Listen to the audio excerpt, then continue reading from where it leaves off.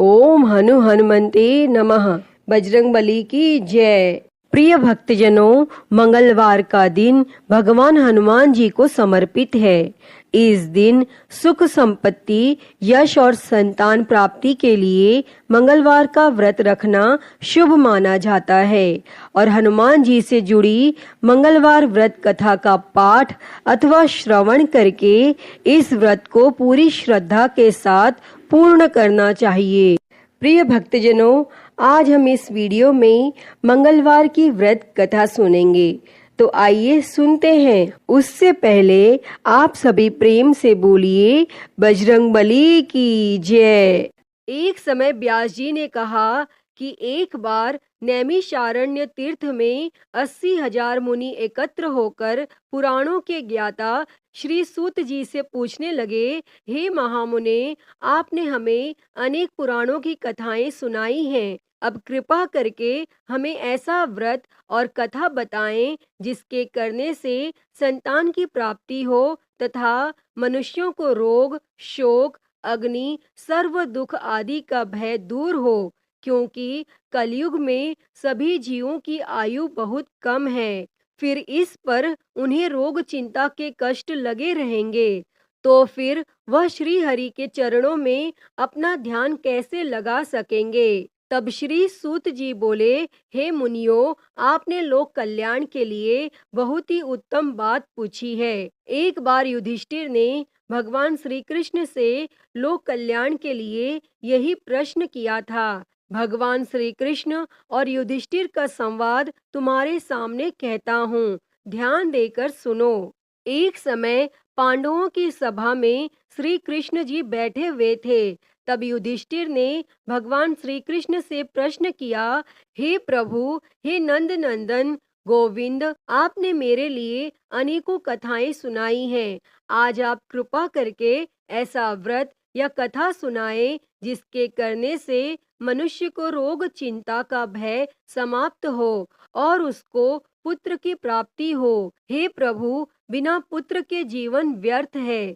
पुत्र के बिना मनुष्य नरकगामी होता है और पुत्र के बिना मनुष्य पितृ ऋण से छुटकारा नहीं पा सकता और न ही उसका पुण्य नामक नरक से उद्धार हो सकता है। अतः पुत्रदायक व्रत बतलाएं। तब श्री कृष्ण भगवान बोले, हे राजन, मैं एक प्राचीन इतिहास सुनाता हूँ, आप उसे ध्यान पूर्वक सुनो।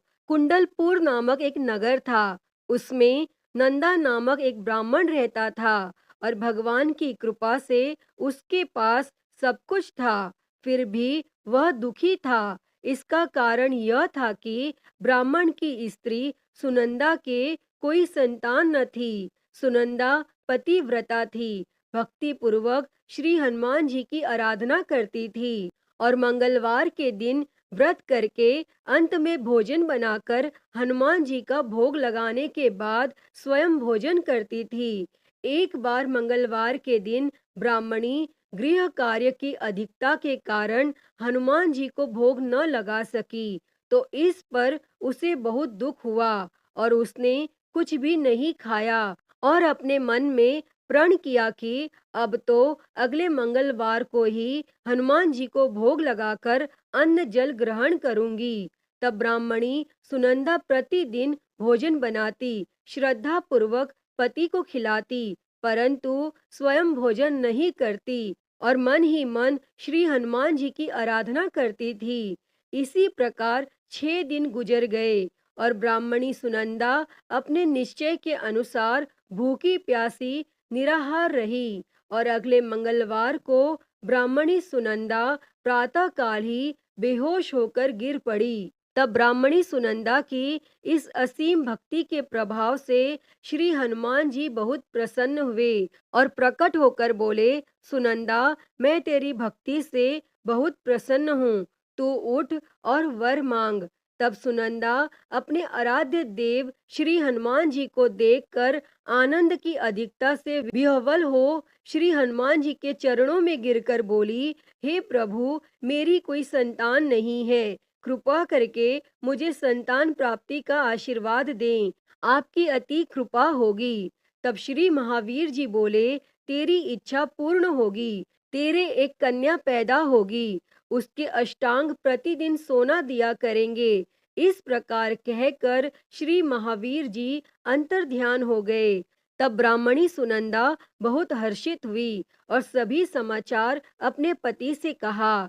तब ब्राह्मण देव कन्या का वरदान सुनकर कुछ दुखी हुए, परंतु सोना मिलने की बात सुनी तो बहुत प्रसन्न हुए और विचार किया कि ऐसी कन्या के साथ मेरी निर्धनता भी समाप्त हो जाएगी। तब श्री हनुमान जी की कृपा से वह ब्राह्मणी गर्भवती हुई और 10वें महीने में उसे बहुत ही सुंदर पुत्री प्राप्त हुई।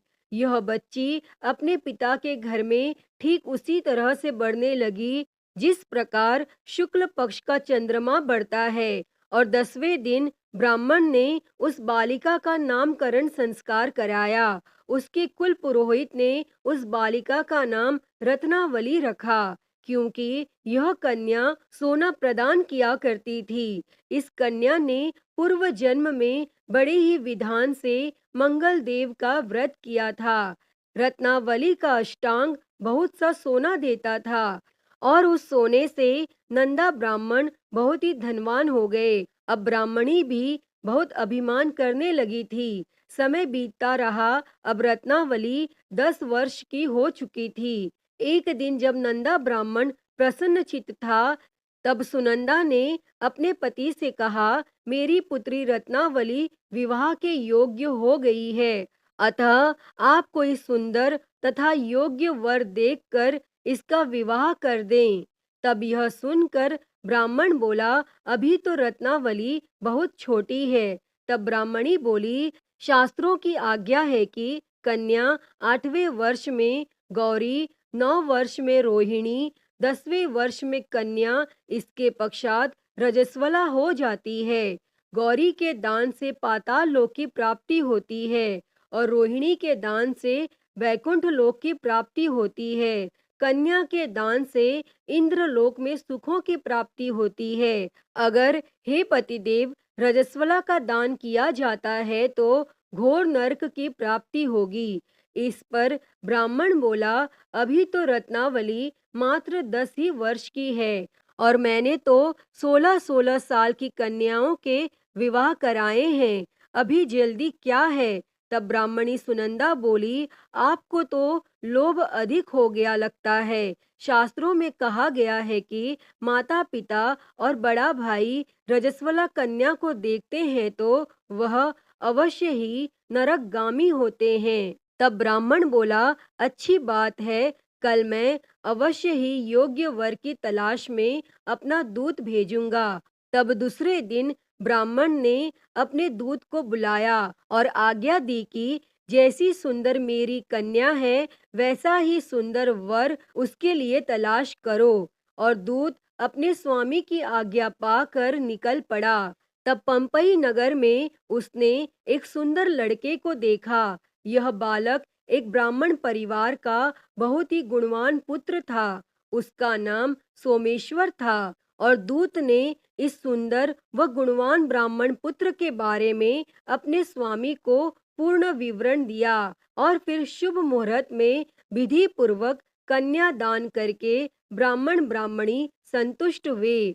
परंतु ब्राह्मण के मन में तो लोभ समाया हुआ था। उसने कन्या दान तो कर दिया था, पर वह बहुत खिन्न भी था। उसने विचार किया कि रत्नावली तो अब चली जाएगी और मुझे इससे जो सोना मिलता था वह अब मिलेगा नहीं। मेरे पास जो धन था कुछ तो इसके विवाह में खर्च हो गया और जो शेष बचा है वह भी कुछ दिनों पश्चात समाप्त हो जाएगा। मैंने तो इसका विवाह करके बहुत ही बड़ी भूल कर दी है। अब कोई ऐसा उपाय हो कि रत्नावली मेरे घर में ही बनी रहे, अपने ससुराल न जाए। तब लोभ रूपी राक्षस ब्राह्मण के मस्तिष्क पर छाता जा रहा था। रात भर अपनी शैया पर बेचैनी से करवटें बदलते बदलते उसने एक बहुत ही क्रूर निर्णय लिया। उसने विचार किया कि जब रत्नावली को लेकर उसका पति सोमेश्वर अपने घर के लिए जाएगा तो वह मार्ग में छिपकर सोमेश्वर का वध कर देगा और अपनी लड़की को अपने घर ले आएगा, जिससे नियमित रूप से उसे सोना भी मिलता रहेगा और समाज का कोई मनुष्य उसे दोष भी नहीं दे सकेगा। और प्रातः काल हुआ तो नंदा और सुनंदा ने अपने जमाई तथा लड़की को बहुत सारा धन देकर विदा किया और सोमेश्वर अपनी पत्नी रत्नावली को लेकर ससुराल से अपने घर की तरफ चल दिया। और ब्राह्मण नंदा महालोभ के वशीभूत हो अपनी मति खो चुका था और पाप पुण्य का उसे विचार न रहा। अपने भयानक व क्रूर निर्णय को कार्य रूप देने के लिए उसने अपने दूत को मार्ग में अपने जमाई का वध करने के लिए भेज दिया था, ताकि रत्नावली से प्राप्त होने वाला सोना उसे हमेशा मिलता रहे और वो कभी निर्धन न हो। तब ब्राह्मण के दूत ने अपनी स्वामी की आज्ञा का पालन करते हुए उसके जमाई सोमेश्वर का मार्ग में ही वध कर दिया। तब यह समाचार प्राप्त कर ब्राह्मण नंदा मार्ग में पहुंचा और रुदन करती अपनी पुत्री रत्नावली से बोला, हे पुत्री, मार्ग में लुटेरों ने तेरे पति का वध कर दिया है। भगवान की इच्छा के आगे किसी का कोई वश नहीं चलता है। अब तू घर चल, वहां पर ही रहकर शेष जीवन व्यतीत करना। जो भाग्य में लिखा है वही होगा। और अपने पति की अकाल मृत्यु से रत्नावली बहुत दुखी हुई। करुण क्रंदन व रुदन करते हुए अपने पिता से बोली, हे पिताजी, इस संसार में जिस स्त्री का पति नहीं है उसका जीना व्यर्थ है। मैं अपने पति के साथ ही अपने शरीर को जला दूंगी और सती होकर अपने इस जन्म को, माता पिता के नाम को तथा सास ससुर के यश को सार्थक करूंगी। तब ब्राह्मण नंदा अपनी पुत्री रत्नावली के वचनों को सुनकर बहुत दुखी हुआ। विचार करने लगा, मैंने व्यर्थ ही जमाई वध का पाप अपने सिर लिया। रत्नावली तो उसके पीछे अपने प्राण तक देने को तैयार है और मेरा तो दोनों तरफ से मरण हो गया। धन तो अब मिलेगा नहीं, जमाई वध के पाप के फलस्वरूप यम यातना भी भुगतनी पड़ेगी। और यह सोचकर वह बहुत खिन्न हुआ। तब सोमेश्वर की चिता बनाई गई। रत्नावली सती होने की इच्छा से अपने पति का सिर अपने गोद में रखकर चिता में बैठ गई। जैसे ही सोमेश्वर की चिता को अग्नि लगाई गई, वैसे ही प्रसन्न हो मंगल देव वहां प्रकट हुए और बोले, हे रत्नावली, मैं तेरी पति भक्ति से बहुत प्रसन्न हूँ, तू वर मांग। तब रत्नावली ने अपने पति का जीवन दान मांगा। तब मंगल देव बोले, रत्नावली, तेरा पति अजर अमर है, यह महाविद्वान भी होगा और इसके अतिरिक्त तेरी जो इच्छा हो वर मांग। तब रत्नावली बोली, हे ग्रहों के स्वामी, यदि आप मुझ पर प्रसन्न हैं तो मुझे यह वरदान दीजिए कि जो भी मनुष्य मंगलवार के दिन प्रातः काल लाल पुष्प लाल चंदन से पूजा करके आपका स्मरण करे, उसको रोग व्याधि न हो, स्वजनों का कभी वियोग न हो, सर्प अग्नि तथा शत्रुओं का भय न रहे। जो स्त्री मंगलवार का व्रत करे वह कभी विधवा न हो। और मंगल देव तथास्तु कहकर अंतर ध्यान हो गए। सोमेश्वर मंगल देव की कृपा से जीवित हो उठा। रत्नावली अपने पति को पुनः प्राप्त कर बहुत प्रसन्न हुई और मंगल देव का व्रत प्रत्येक मंगलवार को करके व्रत राज और मंगल देव की कृपा से इस लोक में सुख ऐश्वर्य को भोगते हुए अंत में अपने पति के साथ स्वर्ग लोक को गई। अतः हे मंगल देव, जैसी कृपा आपने रत्नावली और उसके पति सोमेश्वर पर की, वैसी ही कृपा इस कथा को कहते सुनते और हुंकारा भरते सभी पर सदैव करना। तो सभी प्रेम से बोलिए, श्री मंगल देव की जय, श्री हनुमान जी की जय। प्रिय भक्तजनों, मैं उम्मीद करती हूँ कि आपको यह कथा पसंद आई होगी और अगर वीडियो अच्छी लगी हो तो इसे लाइक करें, ज़्यादा से ज़्यादा शेयर करें और कमेंट में बजरंग बली की जय लिखना ना भूलें। और महाकाल भक्ति ज्ञान चैनल को सब्सक्राइब कर नोटिफिकेशन बेल को ज़रूर ऑन कर लें। हर हर महादेव। धन्यवाद।